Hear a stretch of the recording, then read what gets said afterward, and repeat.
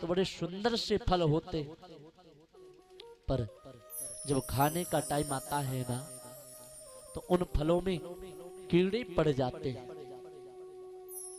अब आप विचार करो, आत्मदेव नाम के ब्राह्मण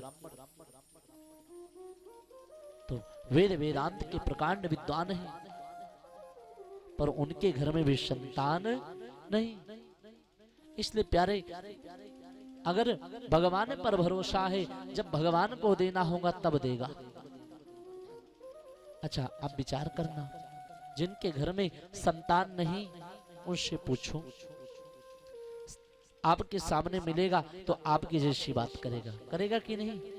पर आपके जाने के बाद क्या कहता है, अरे वो देखो बांझ जा रही, उस बांझ का मुख देखना अच्छी बात नहीं, इस संसार की विडंबना है।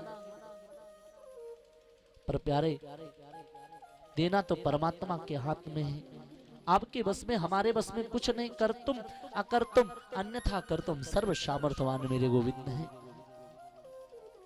एक दिन क्या हुआ, प्रातः काल का समय है, आत्मदेव नाम के ब्राह्मण घर से निकले, किसी ने देखा और कहा, अरे वो देखो बांझ ब्राह्मण जा रहा है। और जब ऐसा कहा और कहने के बाद क्या किया, आज आत्मदेव नाम के ब्राह्मण के कान में आवाज गई, आज आत्मदेव नाम के ब्राह्मण लौट करके आए। और ब्राह्मण देव लौट कर आए, घर में एकांत में लेट गए। और जब एकांत में लेट गए और संध्या का समय हुआ, तो आत्मदेव नाम के ब्राह्मण ने मन में विचार उत्पन्न किया कि मुझे इस शरीर को ही त्याग देना चाहिए, शरीर को ही त्याग देना चाहिए। आज आत्मदेव नाम के ब्राह्मण ने क्या किया, मरने के लिए घर से बाहर निकल गए। और जब घर से बाहर निकले तो पहुंचे एक सरोवर के पास। और जब सरोवर के पास पहुंचे, बैठे हैं, सोच रहे हैं इस जीवन का कोई मतलब, कोई मोल नहीं, तो क्या किया जाए इस जीवन का, इस जीवन को नष्ट कर दिया जाए।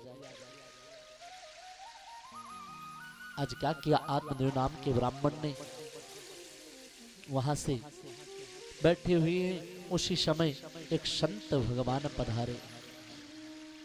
और संत भगवान जब पधारे, आत्मदेव नाम के ब्राह्मण संतों के चरणों में गिर गए और रुदन करने लगे।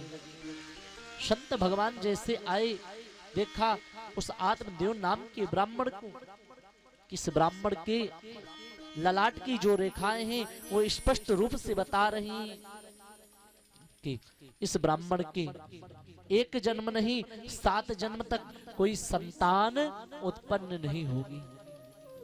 आज क्या किया, चरणों में प्रणाम किया, आत्मदेव ने मस्तक रख दिया और कहा, महाराज मुझे पुत्र होने का वरदान दो।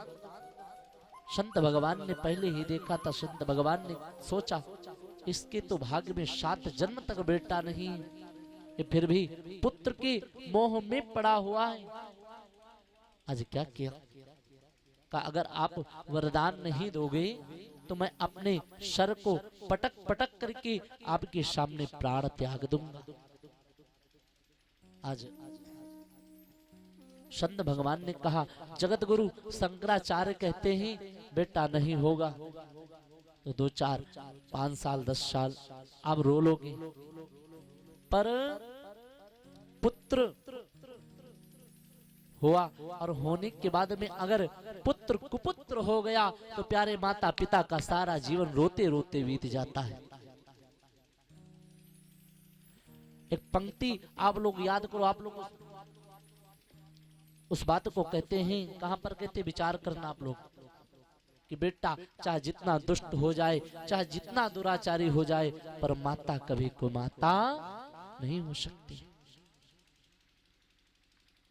माँ बेटे का है इस जग में बड़ा हे निर्मल नाता हो, माँ बेटे का है इस जग में बड़ा ही निर्मल नाता।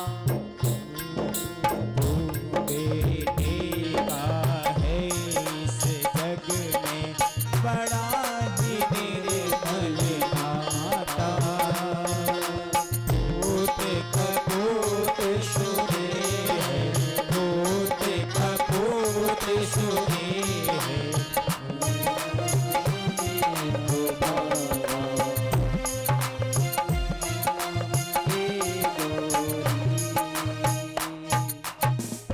आरती नहीं हो रही है। माँ बेटे का है इस जग में वो बड़ा ही निर्मल नाता। देखिए माता कुमाता हो सकती है, पुत्र माता कभी कुमाता नहीं हो सकती है, प्यारे पुत्र कुपुत्र हो सकता है। आज विचार किया और विचार किया, विचार करने के बाद में जब नहीं माना तो संत भगवान ने क्या किया, झोली में डाला हाथ और निकाल करके एक फल दे दिया और कहा इस फल को ले जाओ, अपनी पत्नी को खिला देना। आत्मदेव नाम के ब्राह्मण की जो पत्नी है उसका नाम है धुंधली। क्या नाम है? धुंधली। जैसा नाम और वैसा काम। धुंधली एकदम कर्कशा नारी है। क्या किया, आत्मदेव नाम के ब्राह्मण फल लेकर के आए, धुंधली को दिया और जब धुंधली को दिया तो धुंधली ने विचार किया मन में कि अगर मैं इस फल को खा लूंगी तो गर्भ रह गया तो मुझे बैठने उठने में बड़ी समस्या होगी। जो 56 व्यंजन हम खाते हैं वो खाने को नहीं मिलेगा। तो उसने क्या किया, पास में ही उसकी बहन रहती थी, उसने अपनी बहन को बुलाया और बहन को बुला करके सारी बात बताई। और जब सारी बात बताई तो बहन ने कहा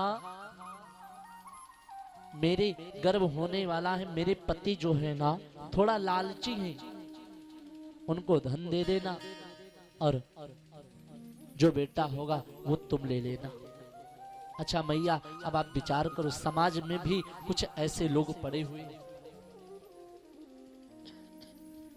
जिनके यहाँ संतान होती है, लोग धन के लोभ लालच के कारण अपनी संतान को दूसरे के हाथ बेच दिया करते हैं। ऐसे भी लोग हैं समाज में। आज आत्मदेव नाम के ब्राह्मण ने फल दिया, पत्नी ने क्या किया, उस फल को जो गौ बंधी थी उस गौ को खिला दिया।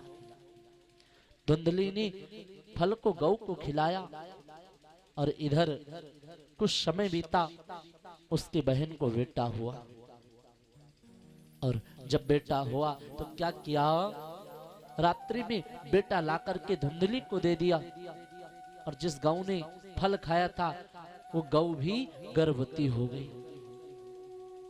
देखिए भगवान के प्रसाद का प्रभाव। क्या किया, बेटा लाकर के दिया धुंधली को।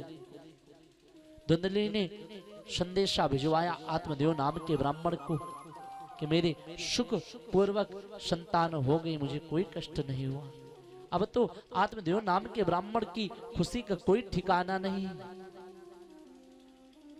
आज बड़ा आनंद आया, परम आनंद हुए और बहुत खुश हैं कि कम से कम इस घर के भाग्य तो जागृत हुए, दरवाजे की चौखट तो खुली, इस कुल को बढ़ाने का तो कोई काम करेगा। आज क्या किया, आज आत्मदेव नाम के ब्राह्मण कि देखते देखते कुछ समय और बीता, थोड़ा सा जो फल गौ को खिलाया था उस गौ के गर्भ से कान मनुष्य के आकार जैसे हैं, एक बछड़े का जन्म हुआ। और जब बछड़े का जन्म हुआ तो क्या किया, धीरे धीरे जब बड़ा हुआ तो क्या किया, आत्मदेव नाम के ब्राह्मण ने कहा कि बेटे बड़े हो गए हैं, इनका नामकरण किया जाए। तो धुंधली ने उत्तर दिया,